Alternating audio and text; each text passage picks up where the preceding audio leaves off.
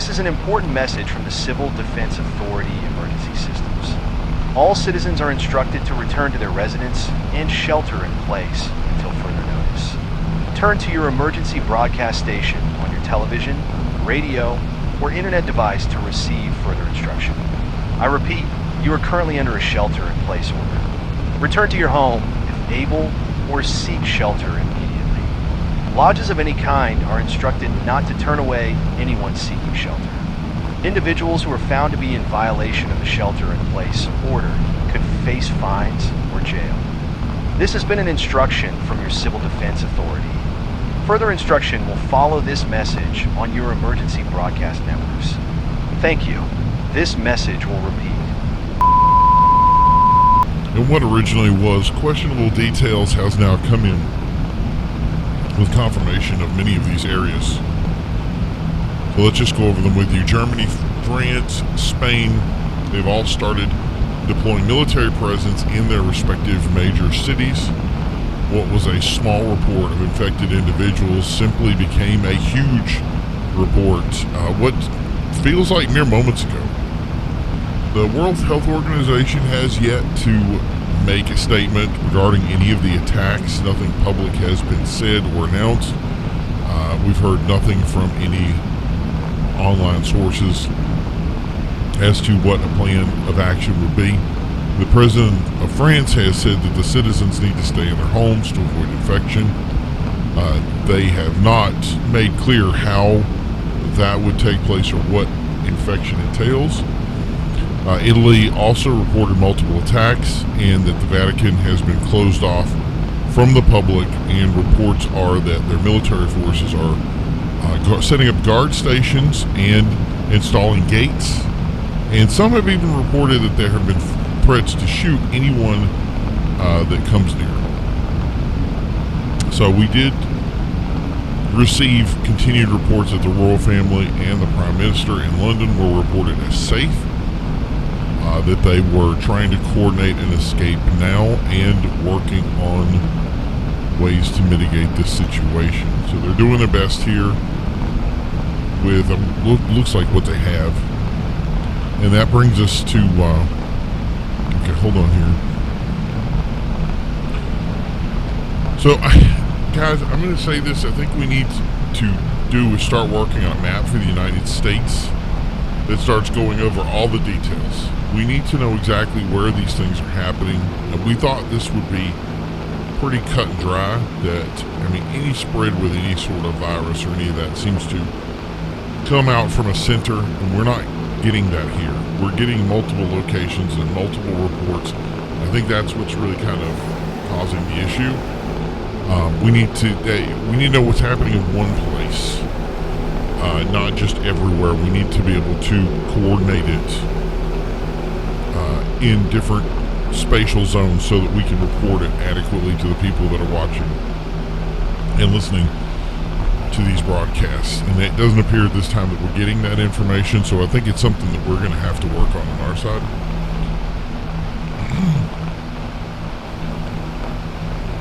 Yeah, it's like some places in New York State have nothing going on. Other areas are just inundated by reports.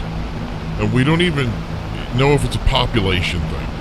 We need to clear this all up so we can give people adequate reporting. I think we've already said that. I think I'm not the only person that feels this way. If we're going to give people some sort of fighting chance right now, it's got to start with us. And again, for everybody listening, I want to apologize for the professionalism that we're working with here. This is not our normal working environment. You have to understand that many of you woke up to a different world today, and if you're okay and you don't need to do anything yet, then great. But for many people out there, this is a need to know thing that will help people move forward and know exactly. This information is key today, and we're doing our best to make sure that information that those people, the people who need it, receive is adequate. So if you're wondering why we're having the things that we're having the way it sounds right now, I want you to know exactly why that's happening. And I probably shouldn't even complain, because again, we don't know how this is spreading. and it's spreading fast by the reports I'm seeing here. And so again, some areas are not seeing the information. Do you have the coffee? Okay, this just in. The State House and White House have been closed to the public. The military has set up fencing and closed down all monuments in historical areas in the Capitol. At this time, we are unsure if the President and the Cabinet were moving to a safe location. We know they had returned several days ago in the Capitol to dealing with the rising situation. And there was questions about other things that happened. So they were back in the Capitol dealing with some of this activity here, at which point things have been closed up now, and we have not heard again any singular announcement. So I'm just going to say what people are thinking. There is a chance that there will not be an election. If this thing continues the way it is, there is no way for people to go out and do anything. There is no way for you to cast a vote in an already tumultuous situation as it is. And it's something that I believe, especially with the Republicans, that they're going to have a big question mark with that. They're going to have serious trouble with it. And no, Charlie, I'm not worried about getting fired. We're going to tell this like it is. You can tell. Good luck finding a replacement right now. So at this time, it appears that hospitals have been most impacted, which is no shock there. Someone spoke with a representative in the State House earlier today who said we were shorthanded already and that the military should be called in, but everything was locked down probably 10 minutes after we got that report, so nothing of that is verified. We don't know if any sort of troop movements were applied to that statement. It was unconfirmed, but a report says the military forces were being recalled to the states, but our advisor said there's little chance that they could accomplish any sort of troop movement of that magnitude in the time that we at the timetable that we appear to be on right now. Just a reminder, it requires an act of Congress to declare some sort of martial law, and we're way too far ahead of that right now to even have anybody consider it. That's something that many congressmen have made clear that they would fight that, and that has been on both sides of the aisle, by the way. It's not just one group that's been saying it. Most of them have been, but the majority of both houses of Congress, at least when we had contact with them, made it clear that they were not going to support any sort of martial movement. So that's something we're going to need to figure out here soon. So if there's anything we can do, I don't know if there's a way to trigger martial law outside of the situation. I think that's, can we find that out? Yeah, we need some sort of reporting here to kind of figure out exactly what it would take to do that outside of something, because there are ways, obviously, to trigger something like that or some sort of thing. Okay, so we have another warning coming in. Hold on. This is an important message from the Civil Defense Authority Emergency Systems. All citizens are instructed to return to their residence and shelter in place until further notice. Turn to your emergency broadcast station on your television, radio, or internet device to receive further instruction. I repeat, you are currently under a shelter-in-place order. Return to your home if able, or seek shelter immediately. Lodges of any kind are instructed not to turn away anyone seeking shelter. Individuals who are found to be in violation of the shelter-in-place order could face fines or jail. This has been an instruction from your Civil Defense Authority. Further instruction will follow this message on your emergency broadcast networks. Thank you. This message will repeat.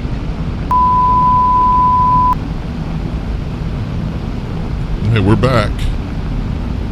We're getting much better at gauging those coming in when we react to them. So that's going to be good for us in the future. Make sure we don't broadcast under an announcement. National Guard forces here, we're hearing now, large group of infected in Raleigh, North Carolina. earlier today, so that's very near the zone that we're in now. We even heard the shots earlier today, but weren't sure what it was. They were able to subdue the group, which to me means they gunned them down and reported that no one who wasn't sick was injured. So that's the report we have. None of that is confirmed, but we don't know at this time. We're even being told to stay inside, and some reporters that we had sent to the scene were threatened and told that their jobs were to return to their stations and stay inside. So we're not considered necessary in this equation when it comes to broadcasting and freedom of the press at this time. It's pretty sure that that's very clear. We're not seeing the same pushback though from local sheriffs, police. Most of those guys have been very cooperative with us getting his information over and making sure that we've been aware. But again, things are moving steadily in other directions. And again, it's very clear to say you may hear a report that sounds very destructive, or it may seem, I forgot the word for it, but basically it's something that may make you afraid. It may scare you. And it's important to understand that you look out your front door, look out your front window. Do you see anything going on? For a lot of people that are living in more rural areas, this may not be much of a problem for you. But for those living in city areas, it may be a bigger deal for you. We are hearing about broadcasts from people who are stuck in buildings, while someone who lives in the country may see nothing. They may not even know this is going on. So again, it's why keeping information to you and knowing what areas are good, which areas are bad, that is important. We've even considered moving stations at some point to better be able to broadcast, because like I said, you could be in a space that you don't know anything is going on at all. And that's, for now, I'm going to call that a good thing. So we hope that that they're going to get ahead of this, that everything's going to be fine, and that we won't have any issues here. But we don't know. We simply have seen this escalate in a short period of time, and we're just wanting to stick with everybody to make sure you get the information you need. We asked earlier for a statement from officials on this illness, the concerns about people are saying that these individuals are deceased, that they passed away, that there's some sort of system that is motivating the body to react or to become motivated to basically attack other people. It's very difficult to explain things. Even everybody seems to have a different position on what this is. But the CDC has been quick to shoot that concept down, and they stated quickly that it was impossible. So we do have a recorded statement from them. Can we play that now? Yeah, go ahead. Yes, the illness is highly depressive, as associated with the types of drug interaction we believe triggered all this. If you tested someone, they wouldn't have a pulse, but it's impossible for a person that is actually dead to continue to walk around. You have to understand that. Obviously, with a low metabolism, they would start to have cellular damage to extremities, what would look like frostbite in their fingers, white eyes, bleeding from orifices. I can assure you that you are not being attacked by undead individuals. It's more feasible that whatever cocktail made these people sick, that it's targeting a prion in the brain, which has caused degenerative breakdown. It's the same thing that would happen to someone with CTE or like Alzheimer's, except they're also violent. That sounds to me very similar to the standard definition of what a ghoul is, whether they want to come to terms with that or not. So a lot of people have described this as a potential voodoo thing. There was mentions of drugs being put in food or in other areas. That may make a lot of sense when it comes to something being transmitted over a large area and having it affected different areas different. Whatever, if that was some sort of attack if it is even associated with it, that would be considered some sort of a biological attack. And when discussing with military doctors and scientists, they continue to say that is not the case. And the question would be is how would you send out something like that in such a global way? Because we're not seeing these in, originally we had seen stuff in the East Coast, but it had moved to different areas, and we had heard many in Asian countries that had reported these problems and are probably still dealing with those now. So if it was attack of some way, it definitely did not discriminate, and it was over such a large area that it would take such a concerted effort to make something like that happen. It's very questionable. So I tend to want to believe that, but again, a lot of this comes together in a way that really makes you question it, and that's really how would that happen, especially with basically intelligence missing all of it, is very delving. It's something we definitely want to look into. So I think from what we're hearing from this, they should at least consider the concept of, and I'm going to use the word ghoulification, if you will, that the idea that somebody could be affected in a way and have some moment in their brain or other, the way they think, to have been breached and ended up being affecting people in a way that would cause them to attack other people. It's not far-fetched. It's not unheard of. It has happened. As far as I've reported, I think I've heard it many, many times, just never put those two things together. But we'll see how that turns out. It's again, I really think that CDC, maybe we'll get something from World Health in the next few days. I think we are waiting for something overseas, definitely from Korea or possibly Japan or China. Okay, so what concerns now from healthcare individuals that depression in this situation is rising. Being attacked by a loved one can be difficult, if not debilitating, and that we need to consider discussing the mental health issues as we move into this. But if you do need to address this stuff, you need to put something out with it. We don't have any way of discussing this with people. I think they are facing more pressing issues right now. So if we're going to put information like this out, and I think it's pretty much a given at this point that it's something we need to consider in general. And so I don't want to devalue that concept that depression and mental health are not important, especially again in a situation where you're being attacked by a loved one, or are locked up and afraid to do anything. I think that's a perfect time to question those. I just think that right now we have more pressing issues, and if we're going to relay any of that information to the public, we need what we need to tell people, because the situation's not getting any better. So we do have reports now of looting in Chicago, Detroit, and New York. Those have started to come in. We don't know the severity of the looting. It's important to understand that if you are out in this, you are not only risking danger from infected individuals, but also from police and others.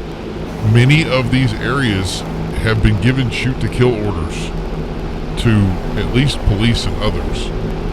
I know that's odd because a lot of you have heard you don't have the ability to do that. It has a lot to do with the information that you have and knowing whether somebody is sick or not.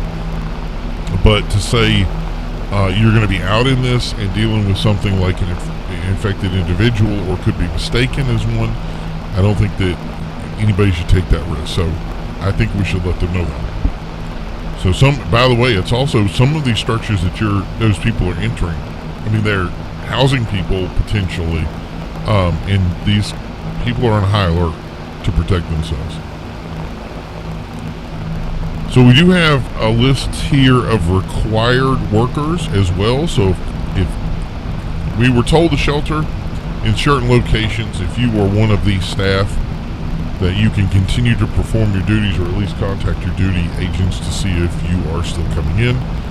If you're employed by Power Management, Department of Public Works, in any sort of mechanic or vehicle management within those spaces. You're definitely needed. Police, fire, doctors, and nurses, truck drivers. We're being told that mechanics are needed. So if you need something to do, contact the Public Works.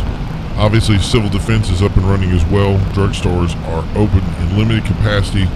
But we're being told here that they're being moved to shelter locations, so your pharmacy is going to be shut down soon. Drugstores are open in limited capacity. So for now, they'll be allowed to keep their doors open, but the future will be moving to these specific locations, which, again, we're waiting on a list for. Also, if you need any medication, do not go to your doctor for that, but go to one of the shelters. And if you have a prior prescription such as insulin or ongoing treatments, that they will work with you there. Make sure to take any sort of prescription confirmations you have a prescription with you. Although minor doctor offices cannot be opened, they will be allowed to perform house calls. So that's a very interesting thing. So doctors are going to be going in major areas. Smaller doctors' offices are not being allowed to open, but they are going to be allowed to perform house calls. So let's see how that works out. Okay, so the hope is when we come back, we'll be distributing shelter locations. Until then, we have another one of those emergency messages. This is an important message from the Civil Defense Authority Emergency Systems. All citizens are instructed to return to their residence and shelter in place until further notice. Turn to your emergency broadcast station on your television, radio, or internet device to receive further instruction. I repeat, you are currently under a shelter-in-place order. Return to your home if able, or seek shelter immediately. Lodges of any kind are instructed not to turn away anyone seeking shelter. Individuals who are found to be in violation of the shelter-in-place order could face fines or jail. This has been an instruction from your Civil Defense Authority. Further instruction will follow this message on your emergency broadcast networks. Thank you. This message will repeat.